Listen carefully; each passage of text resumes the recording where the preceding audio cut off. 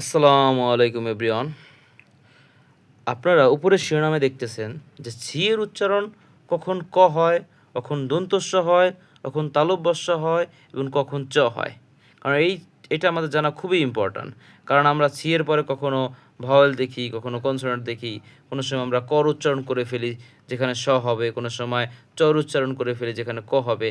আমরা অরিজিনাল জিনিসটা জানি না, সেজন্য আজকে আমরা একটা ভিডিও নিয়ে আসছি, আপনারা দেখার চেষ্টা করুন। দেখেন এই যে এখানে একটা ওয়ার্ড আছে, ওয়ার্ডটা হলো কটন। কটন, এখানে সির উচ্চারণ হয়েছে ক। এখানে পরে দেখুন একটা আছে, ওয়ার্ড আছে, সেটা হলো সাটন।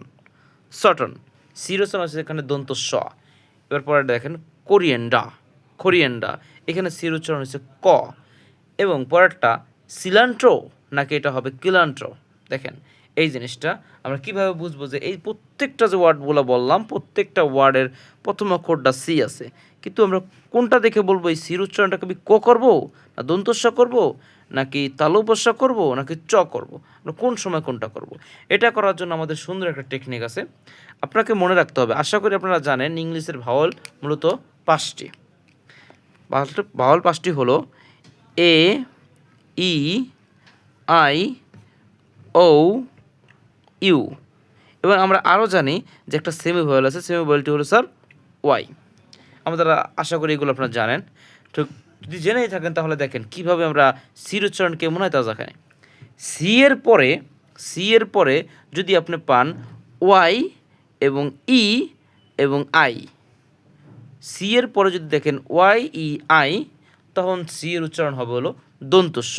এটাকে মনে রাখার একটা টেকনিক আছে, মনে রাখার টেকনিকটা হলো ওয়াই ই আই, এটাকে বলা হয় ইএই।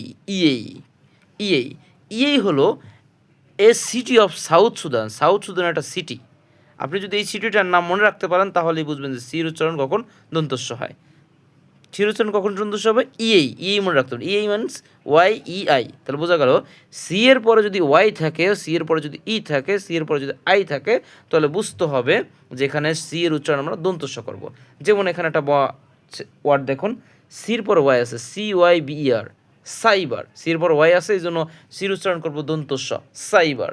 পরেরটা আছে C Y C L, cycle, সির উচ্চারণ এখানে দন্তস্ব হবে। পরের ওয়ার্ডটা দেখেন, সি এর পরে ই আছে, আমরা জানি সি এর পরে ই হলে কি বলবো, দন্তস্ব। দেখেন C E R E M O N I, ceremony, এখানে সির উচ্চারণ দন্তস্ব, কারণ আমরা বলেছি যে সি এর পরে ই থাকলে সির উচ্চারণ কী হবে, দন্তস্ব হবে।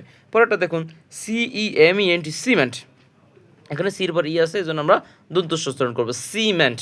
পরেরটা দেখুন সি এর পর আই আছে, সির পর আই থাকলেও সির উচ্চারণ কী হবে, দন্তস্ব হবে, সেজন্য আমরা বলবো সিআইটিওয়াই, সিটি। সিআইএনইএমএ, সিনেমা। সির পর আই থাকলে সির উচ্চারণ আমরা দন্তস্ব করবো।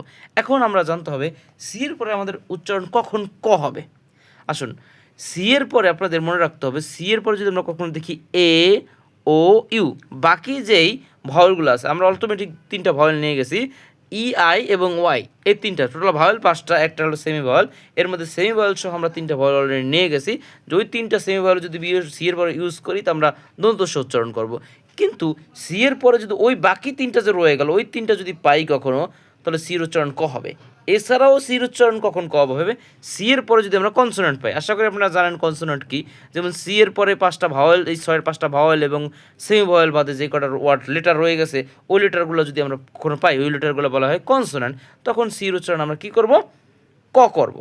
যেমন ধরেন প্রথম এইগুলো শিখি, সি এর পরে এ, সি এর পরে থাকলে সির উচ্চারণ কী হবে, ক। যেমন C A double L, call, C A T, cat. এবার পরেরটা দেখি, সি এর পরে যদি ও পাই, তার উচ্চারণ কী হবে, ক হবে। যেমন একটা এক্সাম্পল শিখি আমরা, কন্ট্রোল, খৌট, সিওএটি, খৌট। এবার দেখেন সি এর পরে যদি ইউ হয়, সেই ক্ষেত্রে আমরা সির উচ্চারণ ক করব, সি ইউটি, কাট, সি ইউ ডাবল আর ওয়াই, খারি। এখন দেখেন এছাড়াও বলেছিলাম সি এর পরে যদি আপনি কনসোন্যান্ট পান, কী পান, কনসোন্যান্ট, সেই ক্ষেত্রে আপনি সির উচ্চারণ কী করবেন, ক করবেন। যেমন দেখেন এই যে ক্লাস একটা ওয়ার্ড আছে, এই ওয়ার্ডটা সি এর পরে কী আছে, এল আছে, এলটা কী স্যার, এটা কনসোনেন্ট আমরা জানি। এই সি এর পরে কনসোনেন্ট হলো সির উচ্চারণ কী করবো, ক করবো, সেই জন্য এখানে সির উচ্চারণ হচ্ছে ক। C L A double S, class, C R I M E, crime.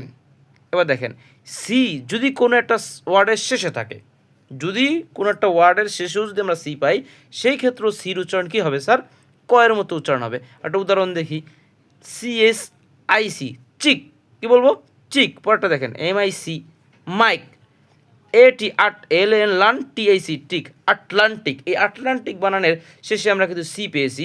আমরা জানি কোনো একটা লেট ওয়ার্ডের শেষে যদি আমরা সি পাই তাহলে সির উচ্চারণ কী হবে? ক হবে। এখন আপাতত আমরা বুঝলাম সি এর পরে কখন দন্তস্ব হবে এবং কখন ক হবে। এখন আমরা জানবো সি এর পরে কখন তালব্যস্য হবে।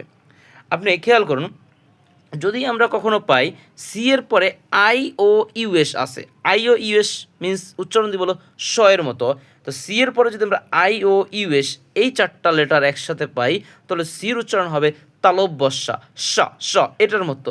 যেমন CON CIOUS, খন শ্বাস, খন শ্বাস। দেখুন সি এর পরে IOUS আছে, এই কারণে এখানে CIOUS মিললে হবে কি? শ্বাস শ্বাস, খন শ্বাস।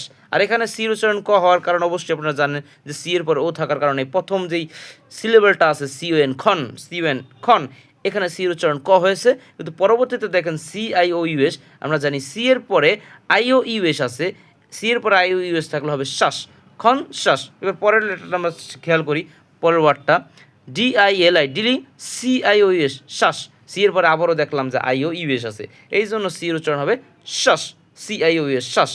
এবার দেখুন আমরা অটোমেটিক জেনে ফেলেছি এই মুহূর্তে সি এর পরে কখন দন্তস্ব, ক এবং তালব্যস্য হয়। এখন আমরা জানার চেষ্টা করব সি এর পরে কখন আমরা চ উচ্চারণ করবো, যে সির উচ্চারণ চ। একবারে শর্টকাট একটা নিয়ম, সি এর পরে যদি আপনি কখনো এস লেটারটা দেখতে পান, সি এর পরে কখনো যদি এস লেটারটা দেখতে পান, সি এর উচ্চারণ হয়ে যাবে চ। যেমন CH চ, CH চ, CHANNEL চ্যানেল, CHAMBER চেম্বার। আশা করি বুঝতে পারছেন। এরকম যদি কোনো ওয়ার্ড পেয়ে থাকেন কমেন্ট বক্সে জানান।